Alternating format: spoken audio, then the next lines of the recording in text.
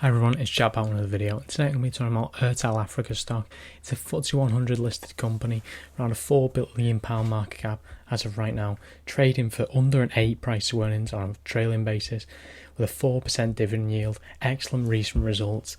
Currently right near its 52-week low. It's down again today slightly, way off its 52-week high, where it's up around, which is up around 70% from this position. It's a telecommunications company that also has a payments arm with a massive total addressable market to be aiming for, and is operating around 14 countries in Africa right now.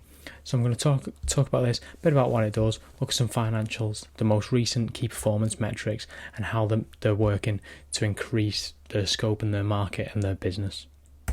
Airtel Africa is one of the leading telecommunications providers in Africa. It has presence in 14 countries, primarily West Africa with a presence in East and Central. West Africa being Nigeria, is by far its largest market. The voice segment of this business is obviously less interesting, but vital infrastructure for many of these countries, not fully developed, large total addressable market for Airtel Africa to approach. But of course, with that comes heavy capex, as it does with the data, which is perhaps more interesting. Currently, they have nearly 55 million data customer base, average of using about 4.4 gigabytes per month in total data usage, which is far below average in the Western world. That's a total of around 2.7 billion megabytes in total data usage. The telecommunications side of this business is obviously an excellent business in its own right, or will be in the future. I have no doubt that it will generate significant free cash flow in future years. However, it is a relatively capex expensive business with not outstanding returns on invested capitals moving forward. Very asset heavy business, and there is an enormous market to aim for, but is no doubt going to be crowded. What I'm much more excited about is the mobile money segment of this business. Many areas of Africa, particularly the ones they're targeting, such as sub-Saharan Africa, have extremely low banking penetration rates with large unbanked populations. Less than half the population of sub-Saharan Africa have a bank account. They're using a dedicated mobile money platform which has 31.5 million customers, which processed around $88.6 billion of transaction value in 2022-2023. They have nearly 80,000 exclusive retail touchpoints. This unique distribution network enables them to expand the customer base and is driving up revenues relatively quickly. Again, it requires infrastructure building out, as does the telecommunications business. So it's not an incredibly fast growth story by any means, because the infrastructure needs building out. Many of these unbanked populations are not overly keen to become banked, or are skeptical of it, some might say. But it's very important moving forward, and it will be a huge growth driver for this business. The most recent performance metrics on the face of them look very strong. Revenue up 17.6% year over year to $5.3 billion, with an underlying EBITDA $2.6 billion. That's up 17.3% year over year, and customers up to 140 million, up 9% year over year, with operating free cash flow of just shy of $2 billion, up 10% year over year. This is all for a business trading on a price earnings ratio on a trailing basis of under 8, which looks staggeringly cheap in my opinion. It has a fast growing dividend, which is yielding around 4% at the minute, and continues to grow rapidly year over year, far above market averages for not just FTSE 100 companies, but for companies in general. Raising the dividend 9% is absolutely respectable, and they have relatively low leverage at just 1.4 times. Considering the amount of infrastructure they're needing to build out, this is pretty impressive in my opinion, and that is mainly because they're producing a lot of operating cash flow now.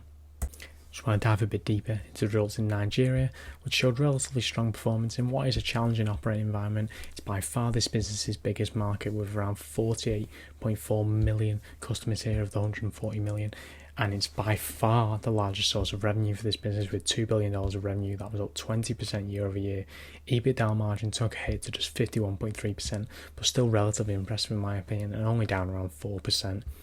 Average revenue per user is around $3.80, which definitely needs improving, but is improving at 7% year over year. It's just trailing the overall revenue numbers because they're going in customer acquisition mode essentially. And EBITDA of just over $1 billion, up 11% year over year. No doubt a challenging environment. Data revenue grew 27.8%, which is absolutely outstanding. Customer base growth of 17% and ARPU growth 9.9%. Data usage per customer grew 24.8%. So there's very clearly long-term tailwinds in place for Airtel Africa. It's just that voice revenue lagged behind a bit. This is a much more competitive market. And Generally, ARPU was around stable, so not so impressive that dragged revenue, but the data revenue is really impressive here. I can't stress this enough. 20% revenue growth. They're saying this is a challenging environment. This is a company that trades for 8 times earnings. That is absolutely outstanding growth for 8 times earnings. That customer base of 48 million is still relatively unsaturated versus the overall population of Nigeria at 213 million, growing at 2.4% a year. 116 million of that population, so over half is greater than 15 years old. Still an unbanked population of 55%. So that 48 million number looks rather small, even though it's around 20% of the overall population of the country. Nigeria is one of the fastest growing economies in the world with a very fast growing population. It's a significant developing country, and this can only be good for Airtel Africa. Long-term tailwinds in place. Unbanked population, which has a growing need to become banked, and Airtel Money is in a great position to do this. This business's East Africa business also grew in kind of the same trends. Revenue grew 17.4%, voice dragged down at 12.2%, data revenue grew much faster at 23%, and mobile revenue grew 32%. All absolutely excellent numbers. Underlying EBITDA margin 53.3%. That was again down 193 basis points year over year, but nothing overall to worry about in my opinion. Underlying EBITDA was up 28% year over year. Average revenue per user significantly lower than Nigeria because it's just a more developed economy, but down 9% year over year. Again, they're in customer acquisition mode in East Africa.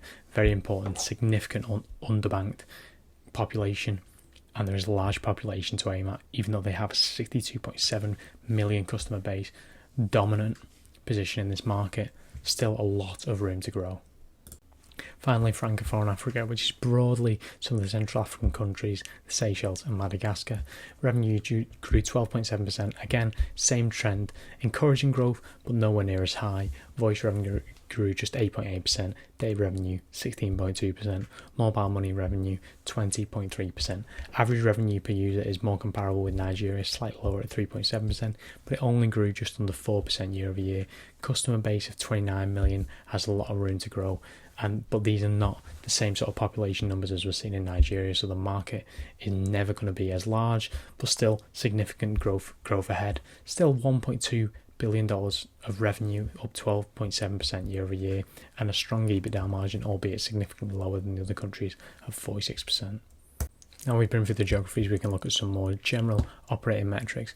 Gross margins typically above 60%, highs of 64% in 2022, currently around 62.5%, pretty good. General trend upwards with some bumps in the road from 2018. 62% gross margin is excellent, 33.7% operating margin, absolutely excellent, and a 12.6% net margin, which could do with some improvement, but is very, very impressive in my opinion. Return on assets a little bit low for my liking, but this is a relatively asset heavy business because of the infrastructure side. I'm sure if Airtel Money and the rest of Airtel Africa was split out, return on assets for Airtel Money would be significantly larger. That's not the case. Strong return on equity at around 18.5%, and return on invested capital of 11.8% is not absolutely outstanding, but this business has a lot of room still to improve, and it has generally been increasing from around 9 in 2019, just 7 in 2020 2021 to now nearly 12, so definitely signs of improvement here, and I'm relatively impressed by the management overall. In addition to growing revenue and profits at very strong rates in the 20% range, this business also has a reasonably well growing dividend at 4.1% dividend yield currently, with a small buyback yield around 0.16, which is not really that meaningful, but over 4% dividend yield, extremely well covered with just a 29% payout ratio. In addition to strong operating performance, this looks like an absolute steal to me. When I look at some valuation metrics, it really is again screaming out to me that this business is too cheap. The index in comparison to the FTSE 100, which is generally pretty cheap, around 10 times trailing earnings, currently around 7.6 times trailing earnings, 2.3 times cash flow, which is staggeringly cheap, far below the FTSE 100 averages, and a price book value of around 1.4, which is the lowest it's been in some time. To me, this just looks like a staggeringly cheap business, £4 billion business with a lot of room to grow. Can't really understand why this business is so cheap. Is it too good to be true? Possibly. They've sold some minority stakes to investment groups in Airtel Money, which is kind of the cash cow for this business, and the reason, in my opinion, that this is worth investing in over the long term is Airtel Money. However, it's currently got to such a low valuation that Even if it was just Airtel Africa, which I don't think is going to be the case, the remaining infrastructure business, I still think this will be a fantastic investment. Those areas of the business are growing in the 15 to 20% range. I still think it will be a fantastic investment, even if that is a little bit of a capital-heavy business. It pays a 4% dividend yield. It doesn't look like it's going away anytime soon. It's extremely well covered.